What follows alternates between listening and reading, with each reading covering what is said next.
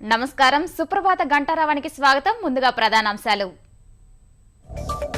తెలంగాణలో ముంచుకొస్తున్న తాగునీటి సంక్షోభం, అడుగంటిన భూగర్భ జలాలు, పట్టణాల్లో అరకొర సరఫరా.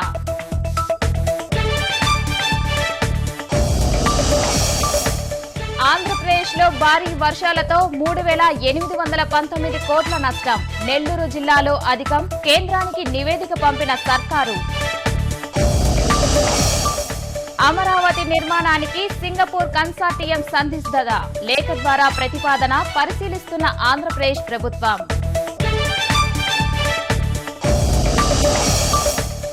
మ్యూటేషన్ విధానంలో మార్పులకు తెలంగాణ సర్కారు సన్నద్ధం.